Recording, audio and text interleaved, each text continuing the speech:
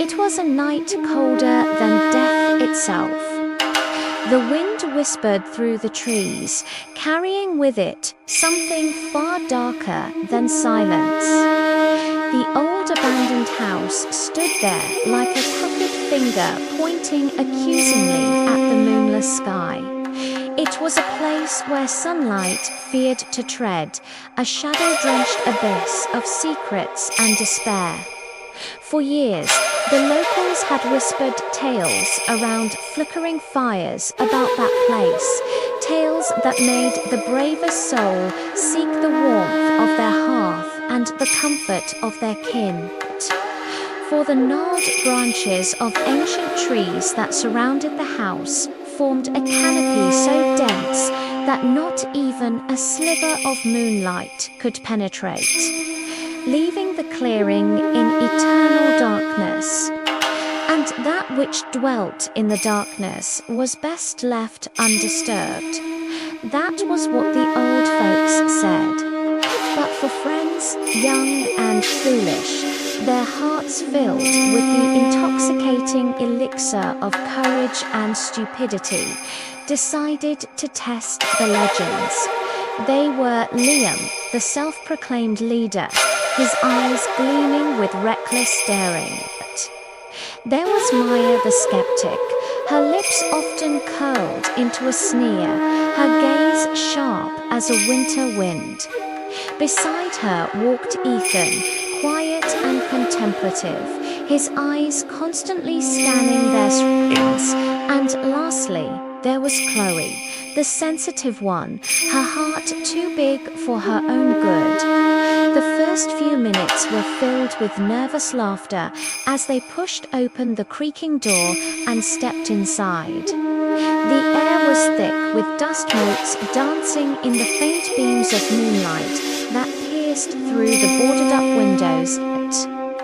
As they ventured deeper into the house, the floorboards groaned under their weight, each creak sounding like a whispered threat in the suffocating silence. The walls were adorned with strange markings, some crude, some intricate, their purpose lost to the sands of time. As Chloe moved to examine them, a sudden crash from the floor above made her jump back. All four friends froze, listening intently. Then slowly, ever so slowly, footsteps began to echo on the staircase. Heavy, measured steps that seemed to belong to someone or something dragging themselves closer. Fear, cold and clammy, tightened its icy grip around their hearts. Their blood ran as cold as the grave in their veins. Each heartbeat pounded in their ears like a drum of impending doom. But when they turned to flee, they realized it was too late. The door behind them was now ajar, its rough-hewn surface scraping against the doorframe ominously. They were trapped inside the house with whatever was making those footsteps, frozen in fear, unable to move, unable to speak. All they could do was wait and hope that whatever was coming would pass them by unnoticed. Then suddenly, the footsteps stopped. A heavy silence descended upon the house, broken only by their ragged breaths and the frantic pounding of their hearts. Was it gone? Had it sensed their fear and decided to retreat back into the shadows? Or was it simply waiting, planning to pounce when they least expected it? After what felt like an eternity, the silence was shattered once again. But this time it was different. Objects began to move. Not fast, but enough for them to see. A chair scraped across the floor, a vase tilted on a shelf as if nudged by an invisible hand. The floorboards above them creaked again, and the stench of decay wafted through the air, thick and cloying. Panic welled up inside them, raw and primal. They wanted to scream, to run, to do anything to escape the growing sense of dread that threatened to consume them. But fear kept them rooted to the spot. Then the door slammed shut, echoing through the cavernous space. Whatever was in there with them was getting bolder, testing their terror tolerance, pushing them to the brink of madness. And then they heard it again, the scrape of metal on wood, the unmistakable sound of footsteps nearing them, growing louder with each passing moment. Terror lent speed to their limbs. They ran, stumbling over each other in their haste to flee. They burst through the front door, stumbling onto the overgrown path. They didn't stop running until they reached the edge of the dark forest, the place where the horrors of the house could no longer reach them. Panting, their legs burning with exertion, they looked back at the house, its dark windows like gaping sockets in the gloom. And they knew they had made it out alive, or so they thought. For as they turned to leave, a blood-curdling scream tore through the night. It was the scream of a woman, raw, primal, filled with an otherworldly rage. And then another scream, closer this time, followed by the sound of crashing glass. They whirled around to see a window on the second floor shatter, sending shards of glass tinkling down like icy tears.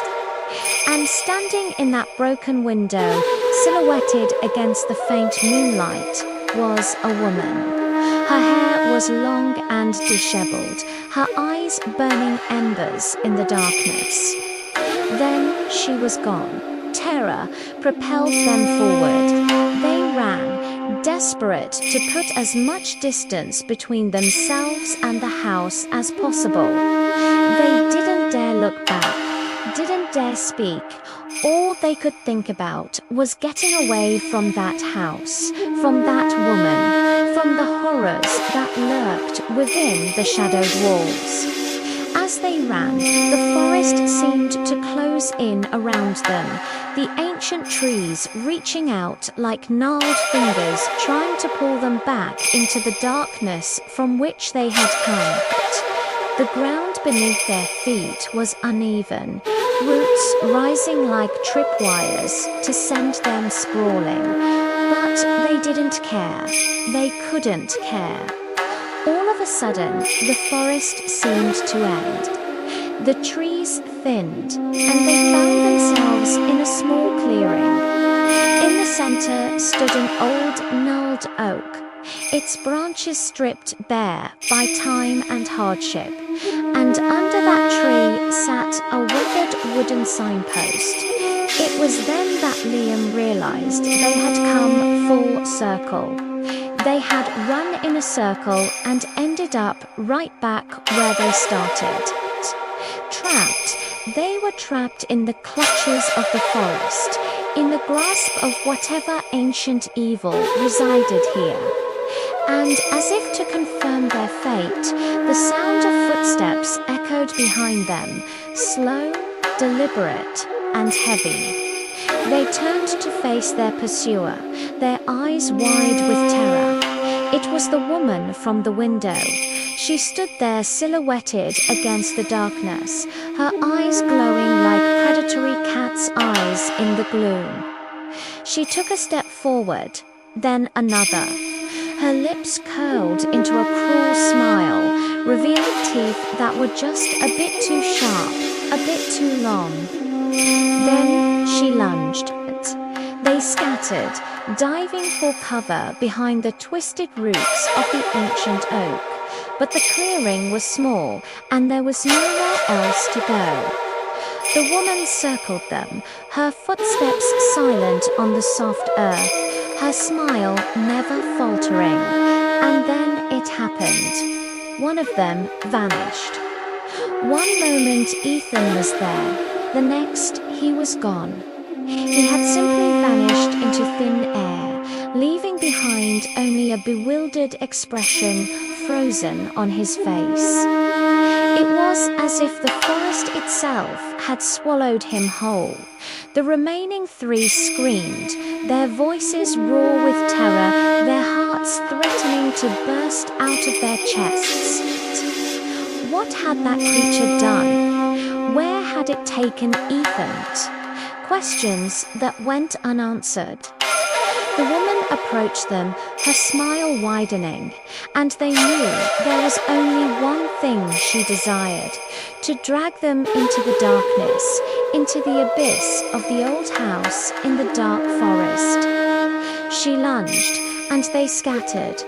As the chase continued, the lights flickered, casting grotesque shadows that danced in the clearing. Then Chloe stumbled. She fell, scraping her hands on the rough ground. She cried out, tears streaming down her face. And in that moment of distraction, the woman was upon her. Her icy fingers wrapped around Chloe's ankle, yanking her down. Chloe screamed, thrashing wildly, but it was no use. The woman dragged her toward the waiting darkness with an ease that was terrifying. Liam and Maya watched, helpless, as their friend was pulled away. Their worst fears confirmed. The stories were true. The house in the dark forest was real, and so was she. With a final heart-wrenching scream, Chloe vanished from sight. The clearing was silent, except for the sound of their ragged breathing. Only Liam and Maya were left, their faces pale, their bodies trembling. The woman turned to them, her eyes glowing with triumph. She was close now, so close they could see the triumph in her smile, the hunger in her eyes. And then she vanished. They ran, stumbling over tree roots, crashing through bushes, desperate to escape the clutches of the forest and its ghastly inhabitants. But no matter how fast they went, how far they fled, they could hear her voice echoing through the trees, laughing, taunting them, reveling in their fear. Finally, when their lungs burned and their legs screamed for mercy, they collapsed, trembling beneath the cold, uncaring stars. As the first rays of dawn pierced the darkness, filtering through the dense canopy, they managed to stumble out of the forest. Breathless, bloodied, they looked back at the dark forest, at the house that stood there like a malevolent god, watching, waiting. Only one of them would make it out, trembling, bloodied, whispering the horrifying truth. The stories were never myths. She's real and she's still inside. The camera fades out with the sound of distant screaming. If you love chilling horror stories like this, subscribe for more. And tell me, would you dare to step into the haunted house in the dark forest?